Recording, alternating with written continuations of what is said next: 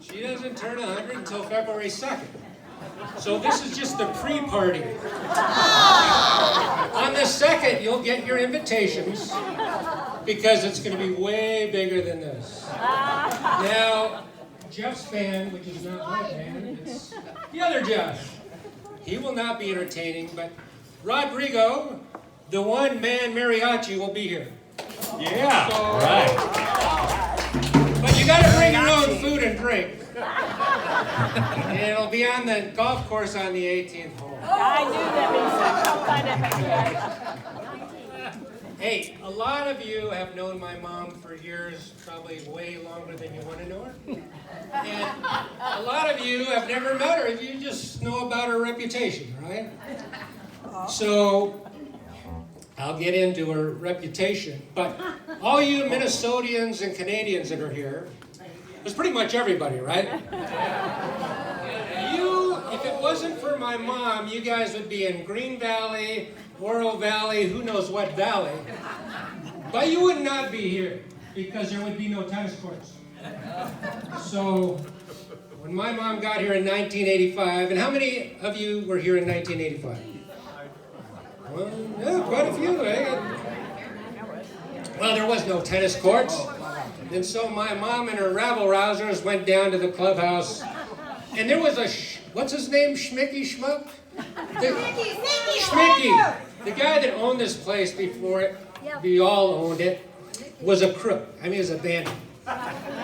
He cooked his books like you wouldn't believe. So my mom and her band of hoodlums went down to the office and said, "We demand to see the books." And of course, Crookie Schnicky wouldn't show them the books. So 3 times they went down and demanded to see the books because they're paying all this dues and nothing's getting done to the community. So finally, they hired an attorney and decided to sue the son of a bitch. That was back, what was that? Back in 19, I wrote it down. 90. No, I got it here. Oh, 85. 1985. So it went to court for 2 years. In the final proceedings, my sister, who is an attorney, Natalie, sitting right here, knows more about this than I do. But anyway, the judge says, "Come up to the bench." And they said, "Congratulations to my mom and her hoodlums. You won your lawsuit." And then he said, "Your troubles have just begun." He did. And of course they did for a while. But my mom's been on every freaking board and club and name it in this thing, and she's still in the play group. Is Bob here? Where is he? He's not here. Well, anyway, they got. Oh, there it was. Well, that's another Bob. I'm talking about the playwright Bob. Anyway, so on February 28th at night, she'll be in that annual play that she always does. So, the one thing I've learned about living with my mom, don't get me wrong, most of you know that I work for the cartel, so I juggle my time between Mexico, San Diego, and Tucson, and I can never stay in the same place for more than a couple of weeks. But having lived with my mom I can tell you, when you start to turn 90, things start to change. And I see a lot of you, your 100th birthday will probably be next week. I can guess the age of anybody here, even if I never saw them. All I have to do is walk in the house, open up the refrigerator, grab whatever, and if the expiration date, now this starts when you're 70 and then things go downhill. So when you're 70, that's where it starts to happen.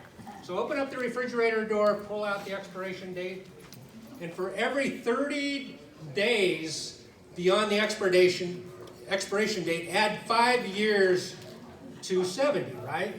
So if you're 2 months, if the expiration date is 2 months in the past, you're 80. 3 months, 90. If you're 100, or 4 months, you're 100. Well, let's face it. When you get back to 100, everything in there is over 365 days. And if I took everything that was expired out of a refrigerator, we'd have nothing to eat.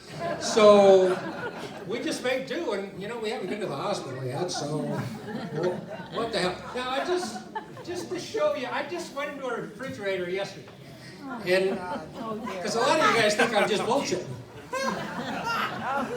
He actually brought props. The first thing I found is, does anybody know what a cracker tin is? When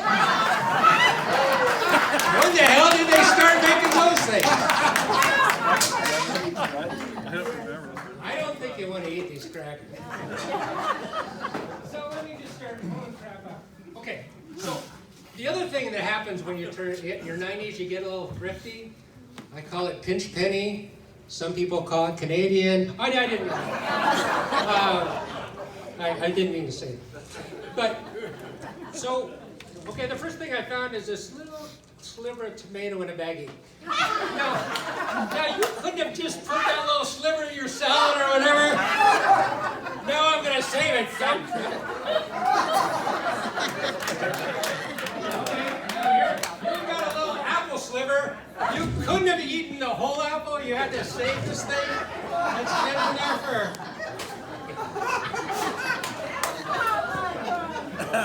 Okay, here's some sweet cream corn that's been in there for I don't know how many decades. But It's frozen though. it's frozen. Of course, even though there's 3 loaves of bread there, you gotta save the heel.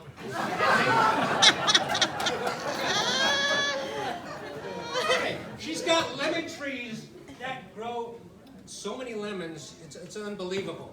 But she's going to save 3 quarter ounce of lemon juice just in case I don't want to get out of there. Then I found this petrified lemon. You couldn't just pick a lemon? No. Now here's some chopped red olives. There's like enough there to just get your tooth cracked. Okay. And by the way, don't laugh because you're all going to be in the same damn boat. Here's a corner of a salami thing that probably, Mom, how long has that damn thing been in there? Several years. And what would life be if you didn't buy bread, shrink wrapped, 1 piece of bread in a sack? Where do you even get this stuff?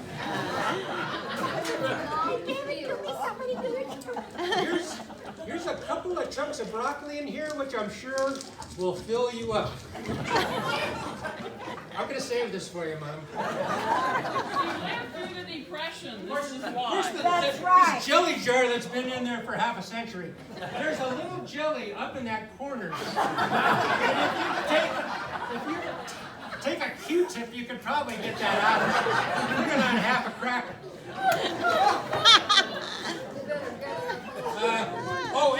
And of course, you got to save your bananas because they're expensive, right? So we got one little half quarter of a banana. What she's going to do with that, who knows? I wonder when she's when he's coming out with a glass of marmalade and that's where years ago. I get it.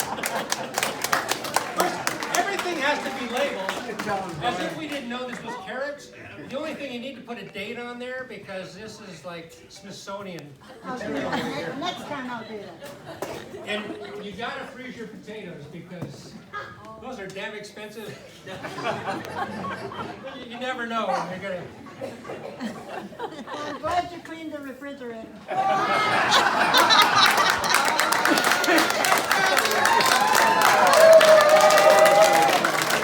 You tell us.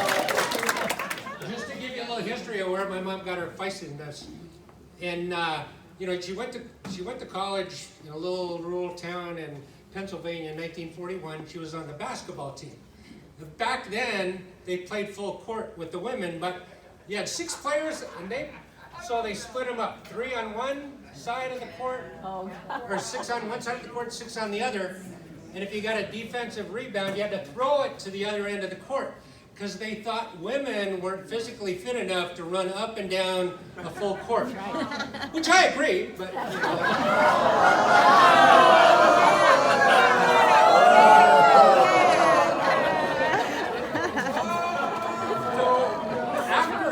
after a stint in college, he said, what the hell, I gotta serve our country, it's World War II, damn it, I'm enlisting, which she did.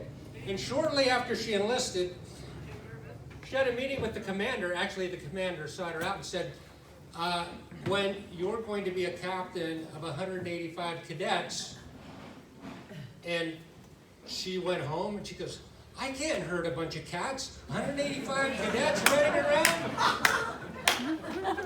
I was beyond my scope. So she goes back the next day and talks to the captain. He goes, I appreciate the offer, and that is fantastic. I just can't do it. I'm not equipped. The captain said, apparently you didn't realize that's an order. So anyway, she became a captain, and a well-respected captain. I think the first in the Army, right? She has some wild tales. I'm not going to go into any of those because I'd be here forever. But so then after she put her stint in the military, she moved to Tucson, worked at the U of A, taught for 5 years, 4 years, 4. And she had the desert, anybody know what the desert mermaids are? I'm on. Yeah. You are one! Really? She was one of my desert Yeah, she got this group together. It's synchronized swimming. Yeah. Of course, it's all women, right? Yeah. I don't think they do No, we co-ed had a synchronized. few men. Oh, really? Okay. Mermans. So, We needed somebody to clean the pool. so one thing I've noticed, when you get to 90s, and trust me, I've seen some of you guys, the houses are the same. And the one thing I didn't bring in my prop, maybe I did. You know those little butters you guys rip off from AmVets on the Friday night fish fry? You all have them in your refrigerator when you turn 90.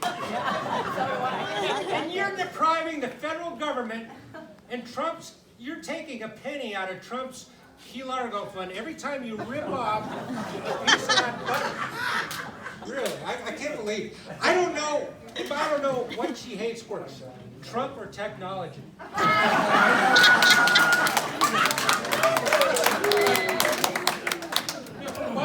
I gotta tell you, the other day she said, when am I getting my self-driving car? So apparently she has grasp on to technology. So when you walk into houses of people that are 90, not necessarily my mom, there are stickers everywhere.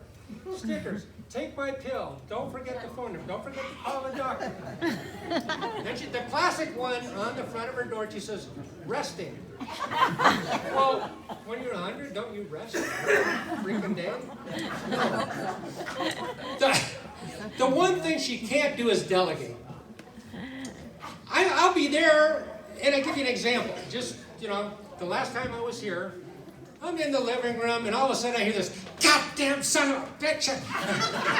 And I go, what the heck? I go outside. Here she's got the electric pruner pruning her bougainvilleas, and she stuck herself with a thorn. And I go, Mom, you're 100. Give me that damn thing. She will not delegate to save them. The other thing that happens when you get to your older ages, you've got to have quite a few of a couple of things. One is canes. What do you got, 15 or 20? But because you lose 3 or 4 at the market. And then you put them everywhere, except I know all you oldies, you have your one chair you sit in, and you don't sit in any other chair in that house, right? Okay, of course. Is there a cane next to her chair? No, but they're all over who knows where in the car. And then what happens is your walkers start to walk on their own. It's the craziest phenomenon. Like, she has to use a walker, but when she's sitting in the chair, her one and only chair that she spends 3/4 of the day in, the walker is in her bedroom. When she's in her bedroom, the walker is in the couch, in her chair. I was like, how does this thing go back and forth on its own? It's like... Yeah, we want some music.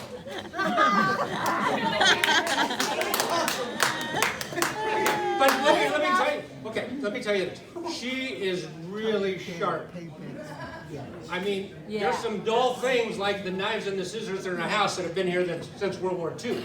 But her mind is sharp. She does those damn crossword puzzles every morning, gets all the squares in. I can't get one square in. So do comedians say my time's up? But before I do that, I just want to say, the people that live here have been so gracious to my mom. I mean, they stop by and say, how can we help?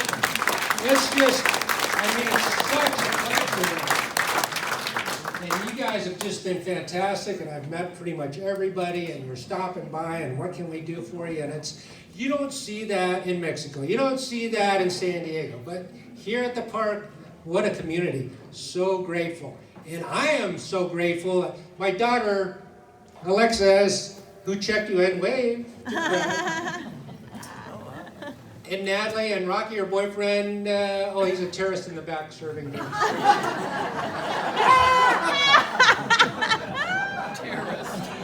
So we have just had so much fun with my mom. She just has so much energy and love for everybody. It's just been fantastic. So I'm glad you guys are all here to share everything. And my sister's going to come up just to tell you, well, you probably know everything by now that she's going to tell you about. Come on up. I'm Good to see you.